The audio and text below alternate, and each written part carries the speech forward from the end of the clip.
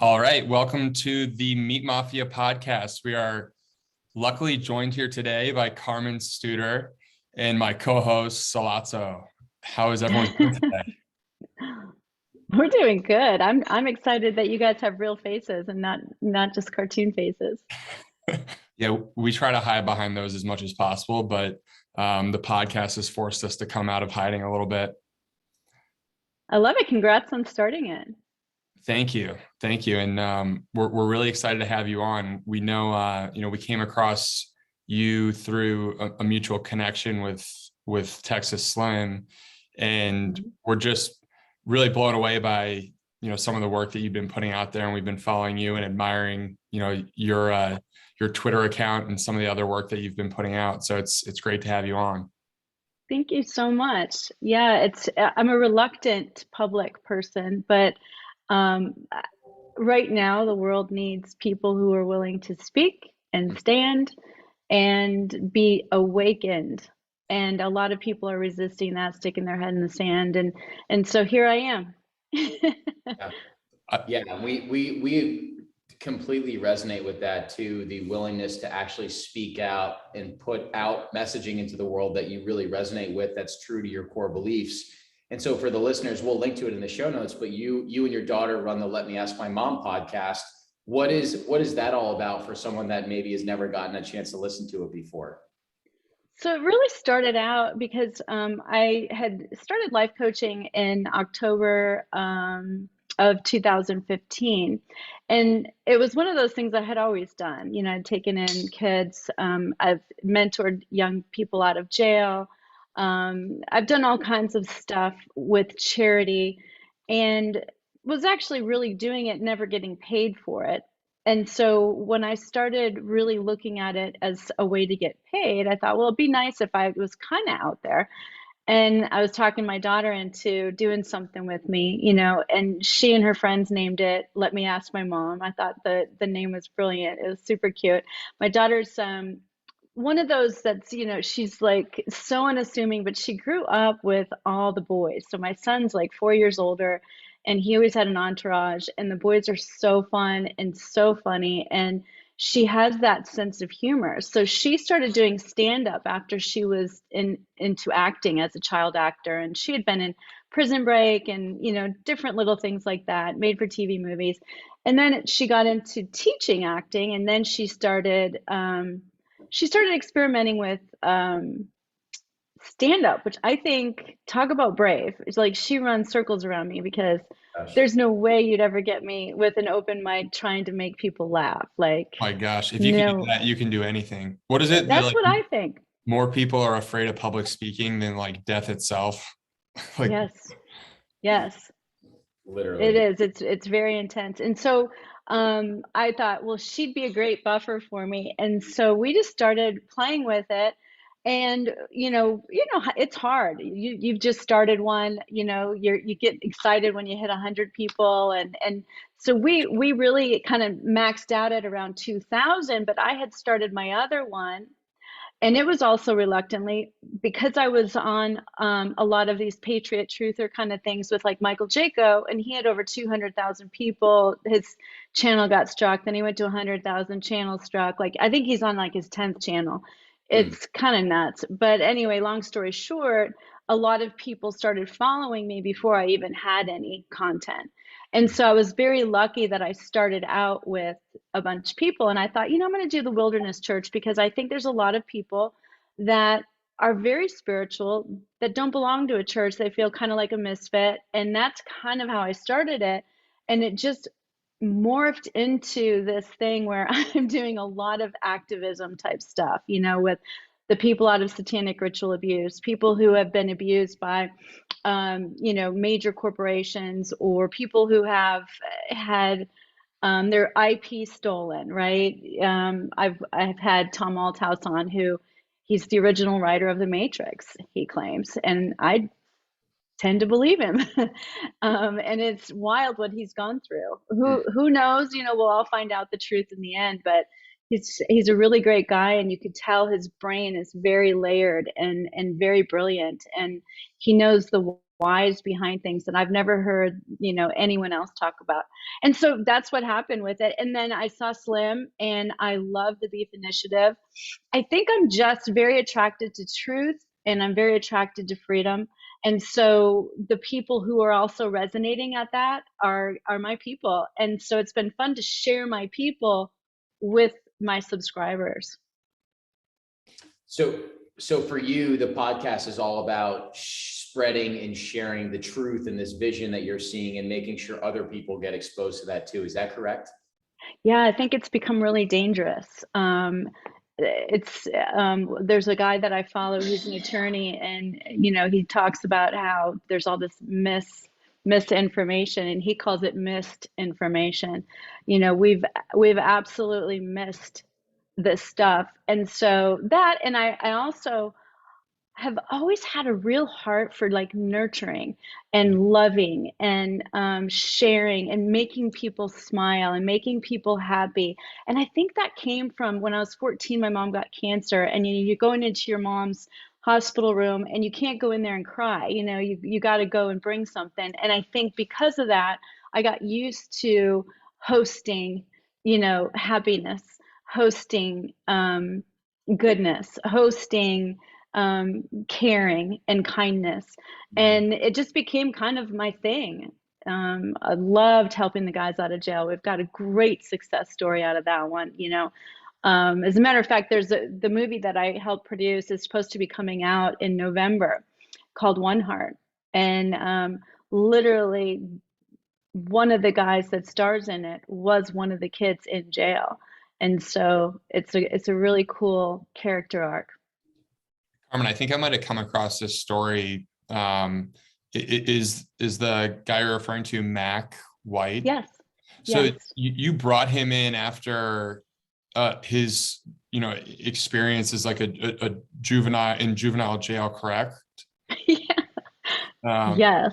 How Who does was that? that? I think that like there's you know, one of the reasons why I think we were so excited to speak to you is I think that there's so many things that we could talk about here, but I think that there's an amazing story here that really kind of is foundational to a lot of the principles that we talk about, which is like inclusiveness and trying to bring everyone to a general understanding and bringing back some like human elements to the conversation. So I think this story is touching, and if you wouldn't mind sharing, I think our audience would definitely. Oh, not at all. No, it was a really great experience. So what happened was my son went to a Christian school. I homeschooled both my kids till 8th grade, and then they went to a Christian school.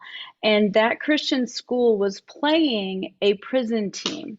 And the reason the Christian schools were playing the prison team was because when the prison teams were playing the public schools, they were abusing them and bullying them. And so they're like, okay, we got to figure something else out. So they started playing TAPS, which was the parochial schools. And when their team was coming to my son's school, the secretary for the coach and the athletic director came to him and said, hey, I heard about one of the other schools. They made dinner for these guys. I mean, these guys are used to prison food. I bet they loved it, you know, blah, blah, blah. It was kind of a big deal. So he went and took it to another level. And so he had cheerleaders for them. So the JV cheerleaders were their cheerleaders. We did a spirit line for them. Each one of them got a Bible. Each one of them got a journal. It was a full out dinner, you know, the whole bit. And it was wild too, because when you first got there, when we did the spirit line, the security guards are like, you know, you guys got to get 10 feet back. You can't get near them. You can't give them high fives, you know, blah, blah, blah. By the end of the game, the Spirit of God had gotten so intense and so thick and dense in that space with love, because these kids were having somebody, half of the school was on their side and they were cheering for these guys. One of them, like somebody called his name because we had the rosters, and he literally, instead of running with the ball, he turned up to look at this person that was giving him attention. Like, it was mind blowing how thankful they were for just to have fans, you know. Gives me chills even talking about it. And so by the end of it, there was such love in that tiny little, small town Texas arena, that it was, the security guards didn't care. Everyone was hugging. The prison team was praying. It was all over the news. Well, what happened was Skip Bayless, who's a huge sports writer, picked up the story, and Troy Aikman saw it, and then Troy Aikman told everybody, and it just blew up. So it became a story that people were wanting to do for, like The Blind Side, or, some really cool movie. And then a bunch of us parents, like Chuck Norris's son went there. Several of us were involved in the industry. And so we all got together, and one of the gentlemen decided to take it as a project. And I worked as one of the associate producers. And when it finally came down to, we were really getting close to raising money and doing stuff, I was like, we should have the guys in the movie like as extras. And so it was my job to kind of track them down. And one of them, everyone kept saying, Mac White, oh my God, he's such a leader. He's such a doll. He's got these green eyes, and blah, blah, blah. And so we just started looking for any and all of them. And Mac happened to get out. He was just the first one to get out. And so we contacted him. And at first I was going to mentor him from far away. And then we ended up, my ex-husband was like, let's just go down there and let's meet him. Let's meet his dad, and let's offer him a job, because we had an environmental company, and there's a million jobs he could do, So that's what happened. We brought him back, and he ended up, we thought he'd be playing basketball because he's a really good athlete, but he saw my daughter acting, and he ended up taking acting classes. And so that's kind of what happened. So, and is that the Yeah. path he's now on, is the path towards acting?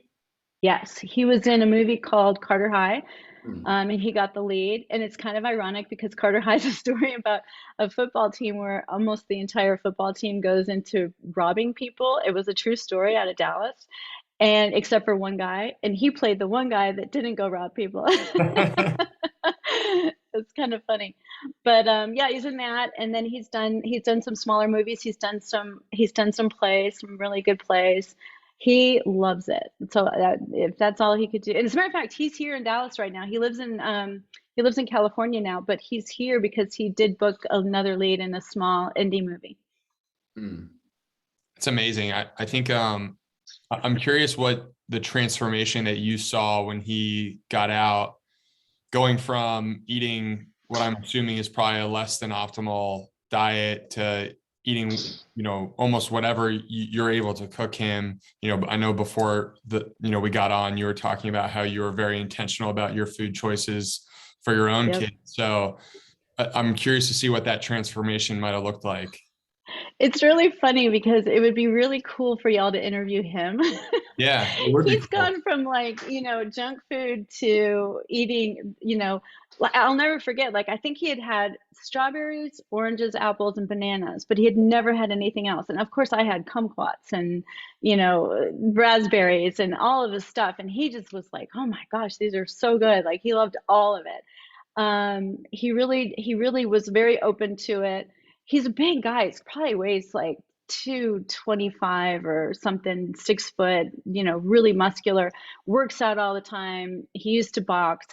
And now all of a sudden out of nowhere, he went vegan. And so it would be really interesting for y'all in the Meat Mafia to get his opinion on some stuff, because he has gone from one extreme down to the other. I'm not a vegan, so I can't relate, but I think sometimes California does that to people.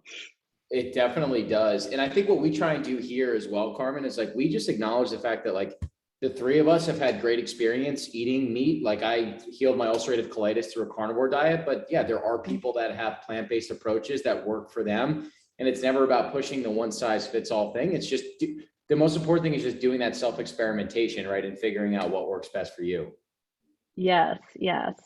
But it was also fun to watch. The first time he ever went to a restaurant with us where there was a market price, something, and he was like, well, how do I know how much it is? And I'm like, well, market price. And I had to explain to him what market price was. And then, I don't know, maybe a year later, he had to speak for Emmett Smith. Do you know who Emmett Smith is? He's a Yeah. football player. Well, his wife and I have become friends through our story, and she invited him to speak at their gala. And Mac went up and he was speaking in front of all these people. The place was like, you could have heard a pin drop. Everyone was listening to his story, and he had everyone rolling because he was talking about how he went from, not knowing, anything. And literally the first time he ever went to dinner with us, he took his gum and he put it on his, glass because he didn't know not to do that, right? Because they wanted to save their gum. If you have gum in jail, that's kind of a big deal. You don't want to get rid of it. And then he learned what market price was and what it was like to stay at the Four Seasons.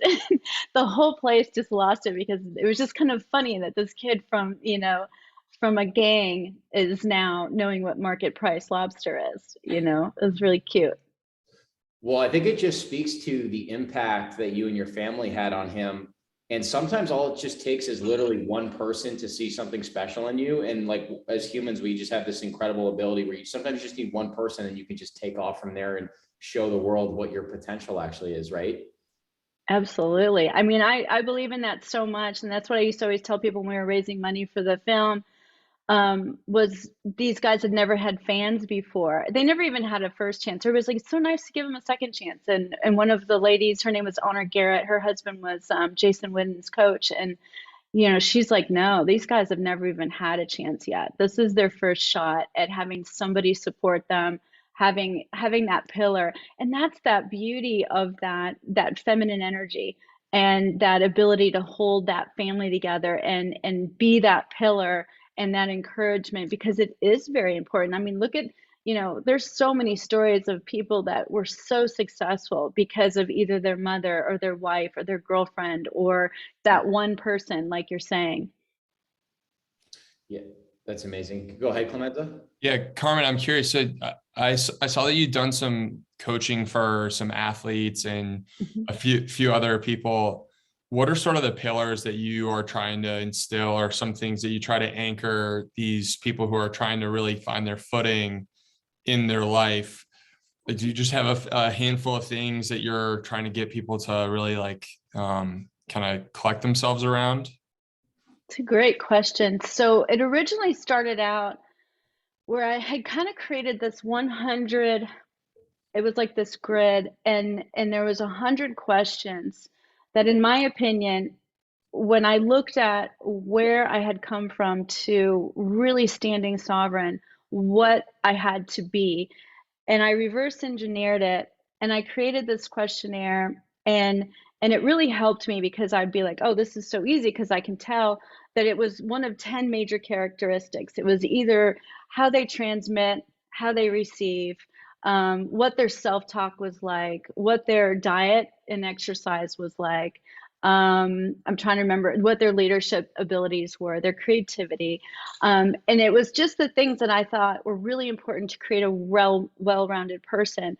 And it was wonderful because it was so specific, but then each one of those had a series of things that you could do and let like the person decide. Because to me, if a person doesn't resonate with what you're coaching, it doesn't matter. So I always tell, like, even one of my young soccer players, I was telling him the other day, he was really bent out about his coach. And I was like, who's your coach? And he kept saying this man's name. And I said, who's your coach? And he'd say the guy's name. Who's your coach? And he's like, okay, I know you don't want me to say that again. So what is it that you want me to say? I go, well, ultimately, when you're out there, who's making the decisions? And he says, I am. And I was like, who's your coach? And he says, and like this thing lights up in him that he realizes, oh, I'm my coach. And it was so freeing to him because he realized that ultimately, unless his coach tells him something that he really resonates with, he's not going to do it anyway. And it gave him this like newfound freedom. And it's important because when it comes down to it, it's not his coach that's going to live his life. It's him that's going to live his life. And so to answer your question, the short way would be each person it's very customized for, but I would say they have to understand the laws of the universe. They have to take accountability. They have to be sovereign. You cannot be a codependent person and be successful in the ways that I would like to see somebody be successful. And you have to not defile yourself. Like, purity is really a beautiful thing, and I believe it's on a comeback. I believe it's on a big comeback. So I think the more pure somebody is in how they speak, how they act, what they do, I think the more of a light they are to the world. Yeah, I think that speaks to what we're trying to do, I think, too, with empowering people around their food choices and trying to, not be the person who's going to be grabbing for the junk food, and really take ownership of every choice that you're making when it comes to food. I know you said that you were a very intentional mother when it came to food choices early on. Was it hard being that? Because I think in the same sense, talking about that purity is coming back in a big way. I think it's hard to kind of adopt that when no one else is doing it. So in the same way, like food choices for your kids, did you see that being kind of a similar challenge when it's like you're facing all these other parents with criticisms and things like that? Not only that, you find out later that, I was like making sure my son was getting all of the best food in the whole world, and my neighbor was buying him Oreos, and he was finishing a whole package at a time when he'd go to her house. And so, you can't watch them every second. But what's so cool about it is it's very biblical, in a way, because even though it's not teaching a child the way they should go, spiritually, you're teaching the child the way they should go, and in ways to look at food, and ways to we made a lot of mistakes, though, because it was more around weight and how you look. And even though it was healthy, like, the concerns were, you want to look good, or you want to be healthy looking. And I think that is such a horrible message. So I love the way my daughter's done it. She blew her adrenals out living in LA and going to Soul Cycle and, all this stuff. And she had gained some weight, and she had to really watch every little thing that she was doing. And then she read this book, Intuitive Eating, and that is the way she eats. And even though she'll still have ice cream, or she'll still have gelatin or different things, it's all pure. It's all, the best ingredients that you can find, the truest, the most real. And if she can, she'll make it herself. And so I think that, back to what I was saying, is they came back to it, both of my children, in different ways. My son's definitely more of like that carnivore diet. Love it. And you just don't know when you're a kid, right? Like, I remember being in school. The problem, right, is that you see what your peers are eating, and you're almost, especially in Western society, you're trained to think that this stuff is food, whereas now we all know that it's a product. And I imagine that's probably a challenge for you as a mom that understands what real food is and cares about that nutrition, but then also understanding that your child also just has to go through the process on their own and figure out what is the food system that works the best for them too, right? That's right. That's right. But hormones help, because like they want to look good for the opposite sex, or for whoever they're into. Not judging, but in order to get to that stage in life where you're trying to attract someone else, and all of a sudden, okay, there's a direct correlation, and how I eat is going to be how I look. And so they kind of righted themselves anyway. So it worked out great. But there were a lot of things. And remember, like, my generation was the first generation of that big ag, profit, convenience, get the mom, working. A lot of really sick messaging that came from, as we know, the propaganda machine. And I mean, I remember back in the day them talking about, oh, snacks for your kids are so good for them. Give them energy in between meals. And it's Hostess, or M&Ms or Snickers. I mean, it's not anything real at all. We grew up, right, where it's like, you're hungry, they give you goldfish crackers, and then you can't focus well So then they say you have ADD, and then they get you on ADD medication. And Clemenza and I, we have a number of friends that are now 27 through 32, let's say, and they're in the working world, and they're so used to being on ADD medication. Yep. They can't even do the simplest task without being on if they don't have their medication, they don't even know what to do because they're addicted to this drug that they've taken for 15 plus years.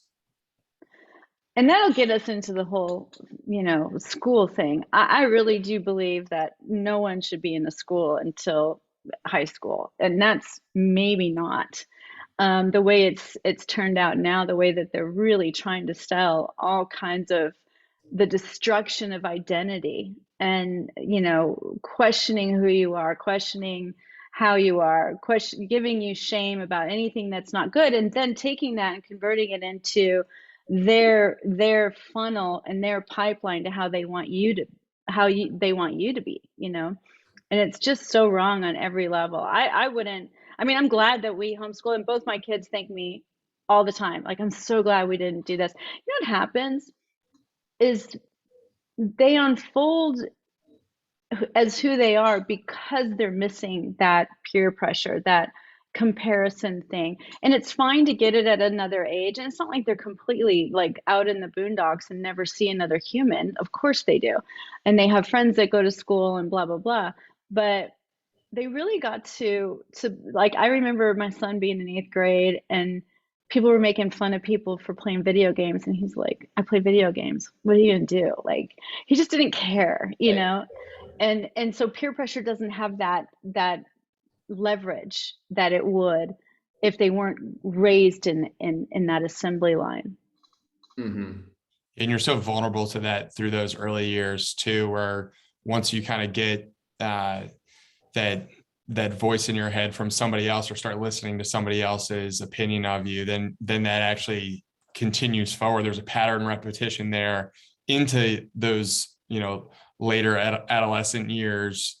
And then you're just, you're able to be, you just kind of adopt other people's thinking and in reflections of other people on your own self, which I think is like a huge challenge today. And I can't imagine growing up today with iPhones and access to all the different opinions that, your peers have of you or of other people in your class. It's brutal. Right at your fingertips. So. No, yeah. I totally agree with you. Absolutely. And it's these beautiful, even, my son is very, I would use the word wild. The kid enjoys life. Mm-hmm. And, he as he gets older, he reins himself in. It's beautiful to see. Like, it's incredible. He started his own business and, already doing way better than he was working for somebody. But, he I don't know, the whole thing about being who you are and not letting somebody else program you. But when you think about it, that's all we are, is really, really sophisticated hardware.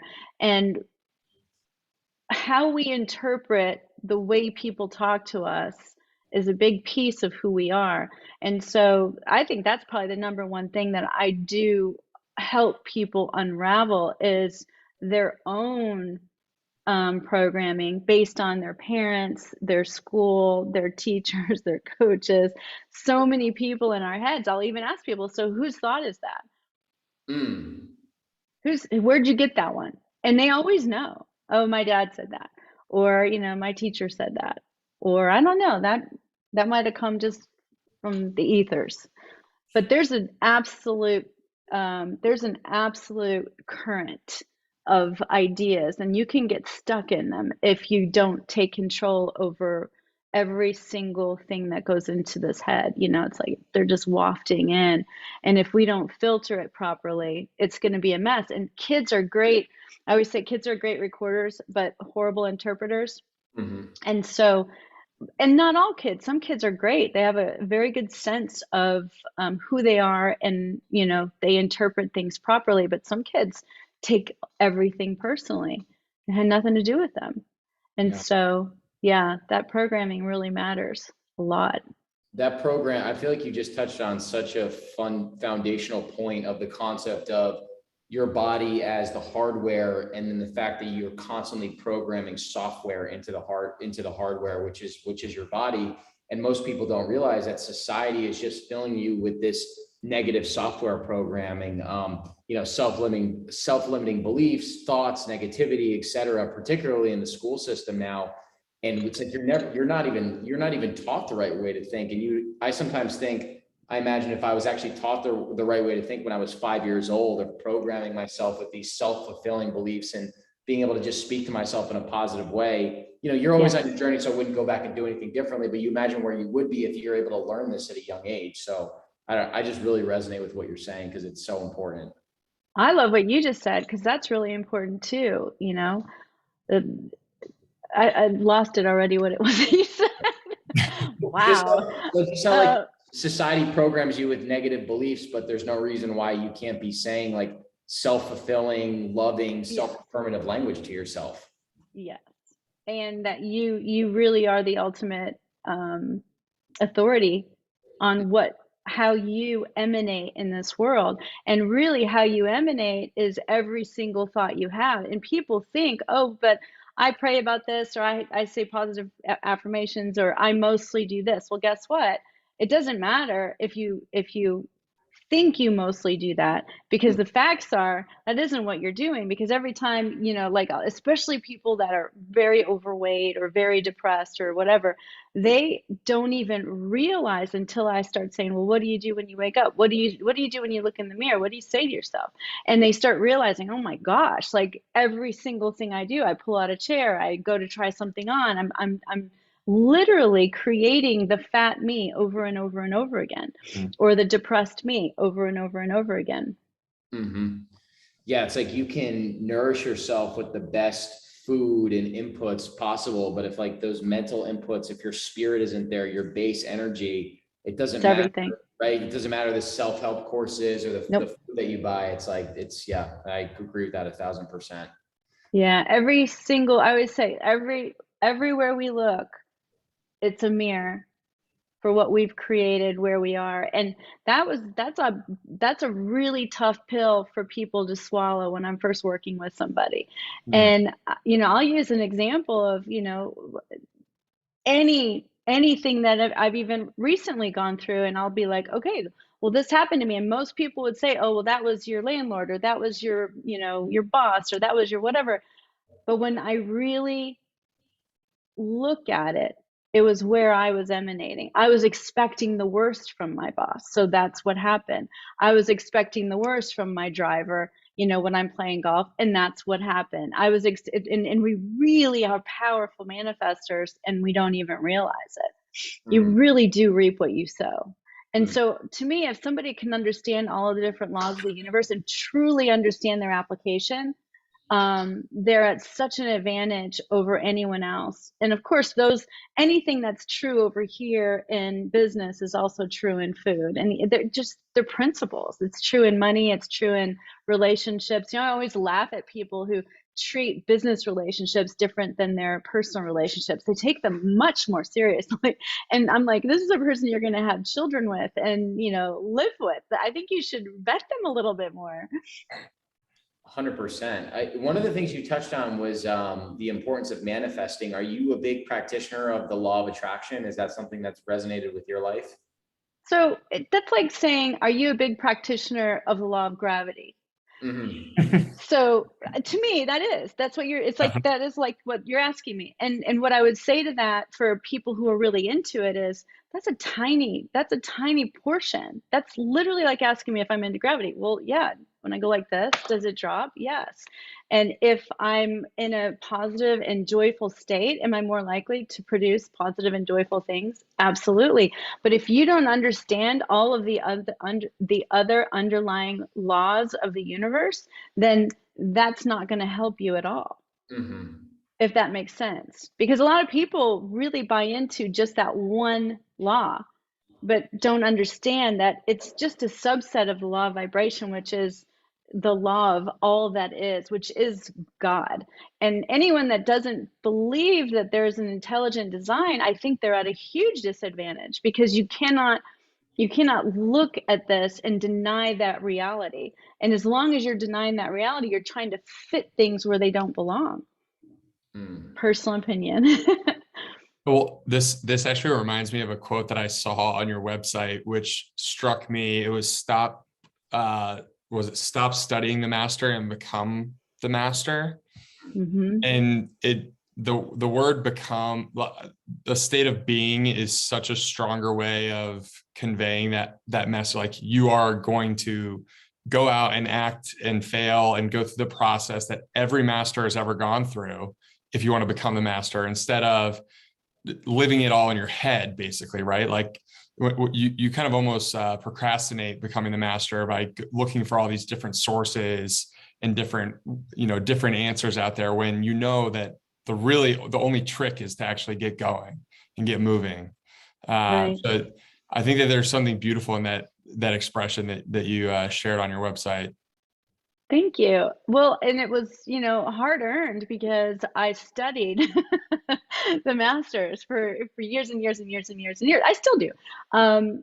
It's so much fun for me to just pull these little nuggets out, but until you actually embody them, it doesn't matter. Right. And that's the key. And you can tell the people who have embodied it. Mm-hmm. You cannot fake embodying something. And the better you get at realizing, the better you get at not excusing things, not letting that little thing pass that isn't true, whether it be in business or in a relationship, or even if it's someone you admire, you're watching them and there's some incongruency. That's them saying what they are, but that's not them embodying what they are, if that Right. makes sense. Absolutely. Yeah. It goes back to that self-awareness piece where you do see that pretty often, where there's people that they think that they're one way, but they're actually being perceived a whole other way, but they can't necessarily put those two pieces together with the differences, right? Yes. Yes. Like Jordan Peterson, I freaking love that guy. I think he's amazing. I think he's brilliant. But the fact that he actually made the comment, I took the vax, and that didn't make you guys happy. And so, I'm not doing it. Like, I was like, where did all of those teachings go for this decision? Like, and I'm not judging him. I'm just saying it was incongruent, and it's somebody that I admire, but he hasn't quite embodied, he's still virtue signaling in some way, right? Isn't that what that basically is? And I think a lot of us have been caught into that, doing something to look or appear a certain way. And I think that to truly master yourself, you get rid of all of those false images. And I am not saying I don't have them, because I do. But the goal is to strip them, more and more each day. And acknowledge them too, right? Like, everyone's kind of got them. It's like that pre-programming or programming that you were talking about. Like, they still surface from time to time, those things that are kind of just deeply ingrained in you. But as long as you can acknowledge it and still work towards that self-mastery, that's kind of the key there. Absolutely. I'm trying to think of like some good examples, but there's so many things that we just take for granted that it's a correct, okay, like the one that most recent that I've been just sharing with everybody, and I've shared on Twitter, and Madison Marquette, who was, a former porn star, and then she was trafficked. She was sharing with us that there is no such thing as child porn. It's actually child kidnapping and torture. It's not child porn. Like, why are we calling it that? Why have we as a society accepted this premise that already puts us in the wrong game? It needs to be called what it actually is, so that we don't just go, oh, that's a child prostitute. Well, no, there's no such thing as a child prostitute. That's an adult handling a child, and that's kidnapping and torture.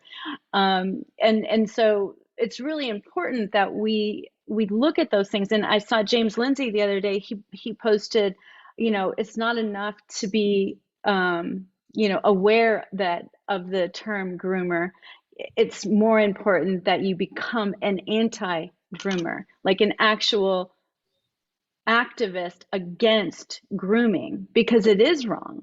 And I was like, that's so good. Here we all, oh, don't be a groomer, whatever, but we're still allowing it in the schools. Mm-hmm. Mm-hmm. Yeah. Do you And of think course it happens in food too. it does? Do you, Carmen, do you think that trends like that do you see a future where more and more parents conscientiously either choose to homeschool their kids or maybe set up their own little small community schools to raise them with certain values and principles that they might not be getting in the traditional school system? I pray, I pray, I pray, because these children are precious and we're destroying them. I also think that the average child shouldn't be spending 8 hours a day in school and then 2 hours in an after school sport and then another hour or whatever in homework and then going straight to bed. I mean, that's the lion's share of their youth doing something that doesn't even work for most boys. I mean, boys can't sit still. It's just not made for them. And I would like to see a lot more parents. Actually, though, I was reading something recently. Not only is there an exodus to homeschooling, there's an exodus from college, which I love seeing. Yes. Yeah, I mean, we can speak to it firsthand. It's like we went to one of the best entrepreneurship universities in the country, and it's like I've learned 20x just off of YouTube and podcasting about business than I ever did in the school. So I think a lot of other people are waking up to that, and I would be surprised if my kids end up going to school with the way that things are progressing right now, and just this like decentralization and access to information. Like when you were in your 20s, not everyone had access to the same types of information. People could get into certain industries. Now everyone is kind of on a level playing field, and it's a matter of what do you actually want to do and how do you want to shape your life? So true, or at least the ability to find it.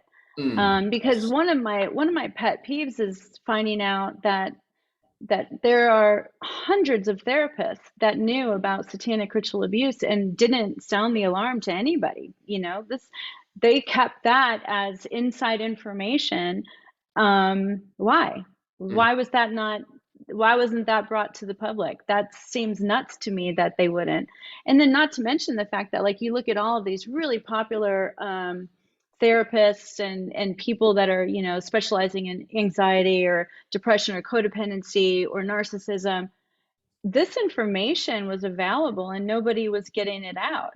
And I think it's more essential to a person's survival than, how, I don't know, what are they teaching in school that's completely irrelevant? If it's not reading, writing, arithmetic, I really do wonder how important it is, other than if it were a life skill. Yeah, absolutely. I also Even nutrition, it would be great if they nutrition taught too. nutrition.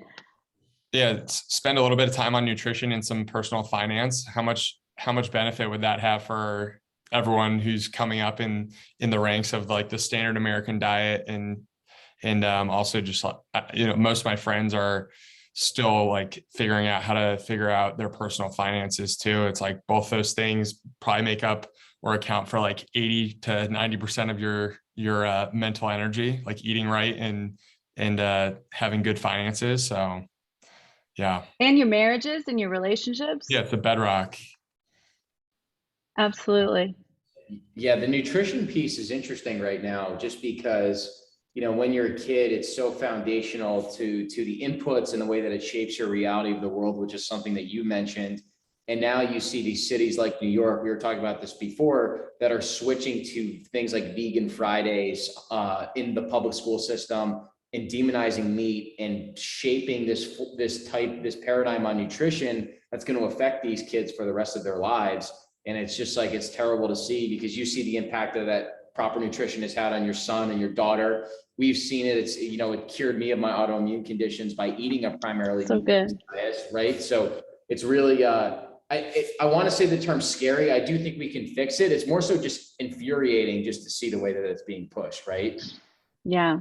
And that's true of everything. I was reading something I was fascinated by BlackRock. I just can't believe there's this huge monopoly in the world, Vanguard, BlackRock, and their gross GDP is more than ours in the United States, right? Just between the two of them. That doesn't even mention how far their reach is, you know, the trillions of dollars that they reach into, that's just under management.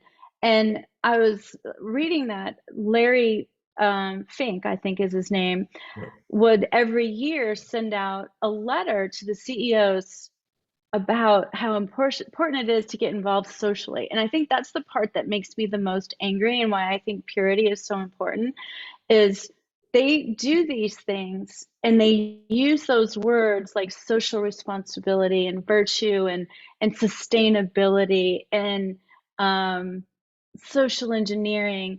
And really in 2018, I was reading his letter, and all it was prepping for all of the climate change that they're going to be pushing.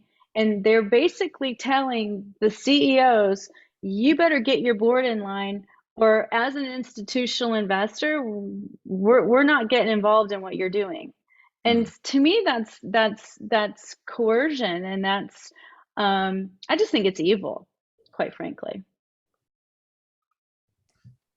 Yeah. I mean, even if I think I posted I think I posted the other day, it shows the top 10 institutional and investor lists that are invested in all these Beyond Beef and fake meat products. And literally 1 and 2, to your point, it's Vanguard and Vanguard and BlackRock are the number 1 and 2. I mean, they literally own everything. They've got their tentacles everywhere, and I just don't understand how that can happen. But that is exactly how the system works. It is a system, and this is where my faith comes in, because you look at the omnipresence of God. Like, how cool is it that God is literally everywhere in every conscious atom in the world, which is all things.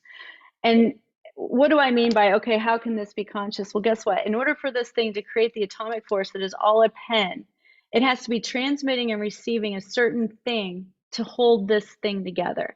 And so that's what I'm talking about, but it's everywhere. And then when you look at what the system hates, is that God is omnipresent. So what does it do? It creates this pyramid down, you know, these people up here in charge, the rest of the people just following, they're just getting a paycheck, they're just doing what they're supposed to. But it's on all of the 7 main mountains, you know, media, family, food, business, you know, education. And because of that, he's kind of omnipresent. The evil is omnipresent because of the system that it's created, because it can't be everywhere. So this is how it becomes everywhere. And I know it makes me sound like this ludicrous, crazy person, but it is real. How do you see things progressing? Because it sounds like you're optimistic, and I think, you know, we are too. And that's definitely our messaging, and you know, sort of our fundamental belief is that optimism breeds more optimism. So how do you see us continuing to push that envelope forward in terms of expelling some of this negative energy that's out there in the world right now? I think exactly what you're doing, you know, doing that, buying local, getting involved in the beef initiative, getting involved in things that are integrity based, whether it be, you know, Bitcoin or, you know, whatever you like to do. Actually actively engaging with people. I mean, how many guys your age are going to ask someone my age on their podcast? A lot of them wouldn't, you know, they wouldn't care because they're not interested in that, because I'm not Kim Kardashian's mom. But it's actually exactly what needs to be done in order to correct it. And I think too, one of the top things that you guys can do is you can start sharing with women that you really like virtuous women. And yes, an attractive, half-dressed, you know, woman is something appealing to look at, but is she really going to help your children and beyond? Not so much. If anything, she can harm them more than anyone.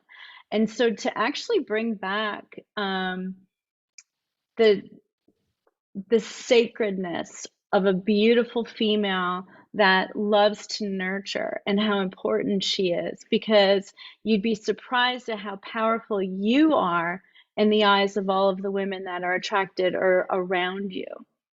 I think it's very, very important. That's So basic, right?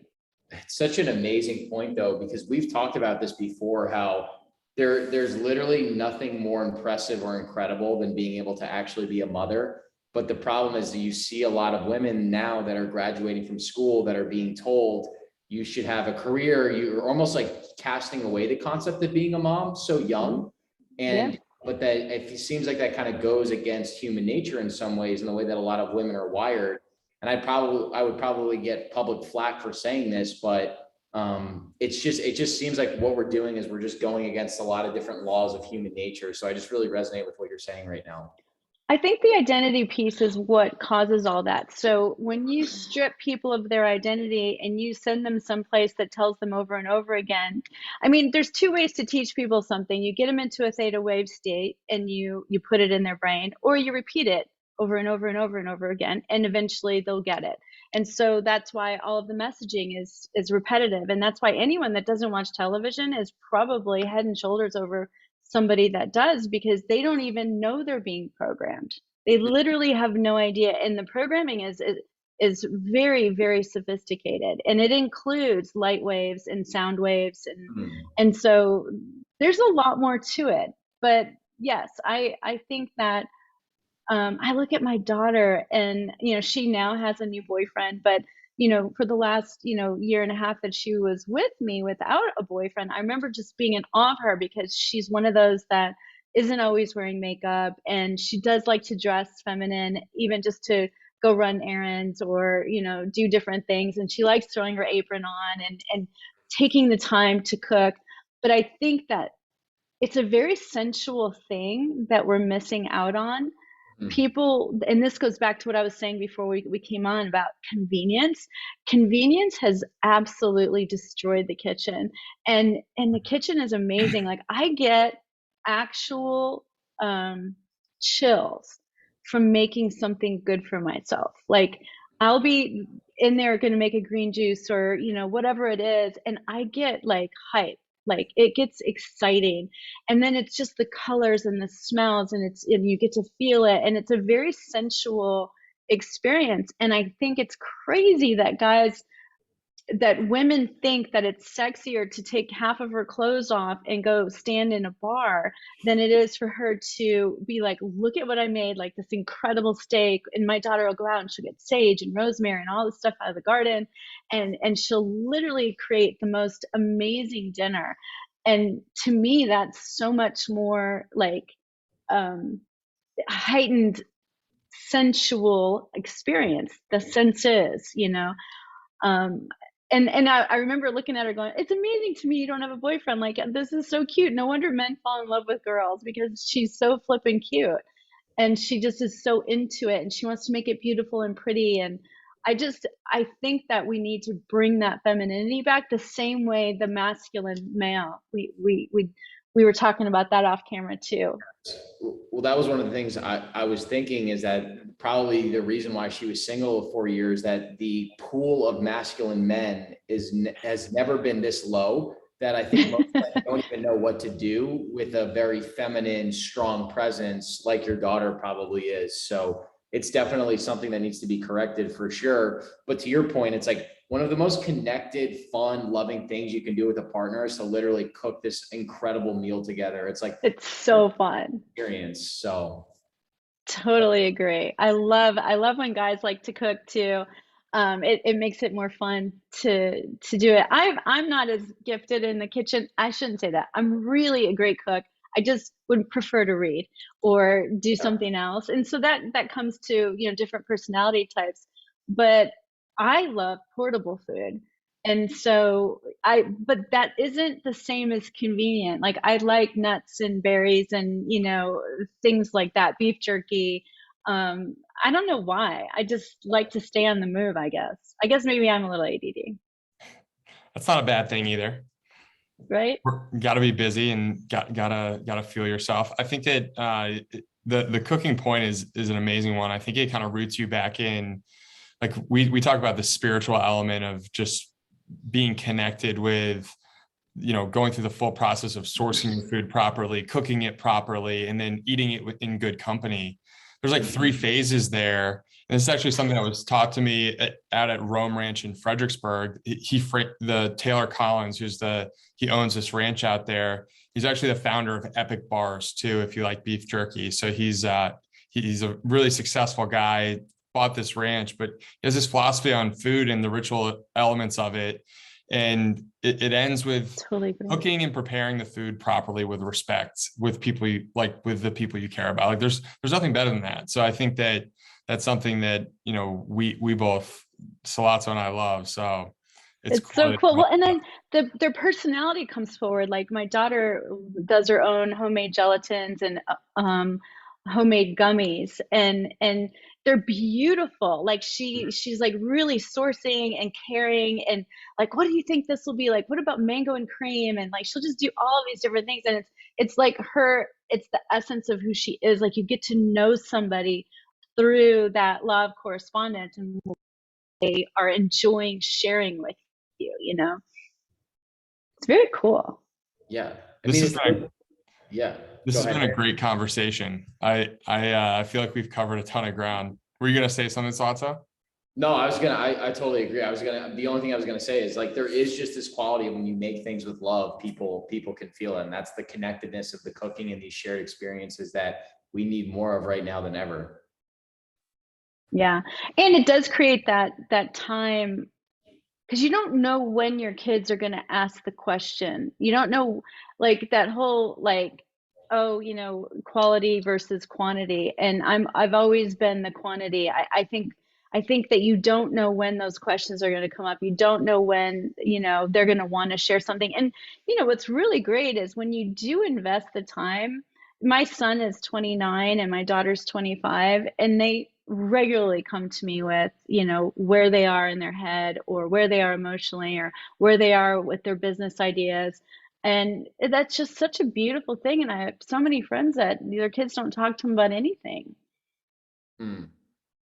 Yeah, the dinner table was always a place for, at least growing up for me, where it was kind of, I grew up with three siblings, so anything could be being talked about at any point in time. But it was always the place where you would come back and like reassess the day and just check in with everyone. And yeah, it always felt like that was like a very important hour around, that designated time to spend with family. It's huge. It is glue, man. Food is glue. It's family glue. That's awesome. Well, I feel like that's an amazing point to wrap. We could talk to you for hours, honestly, but Thank you. we've learned a ton in just the hour getting to talk, and you're welcome to come back. We definitely will do a part 2 at some point in the future.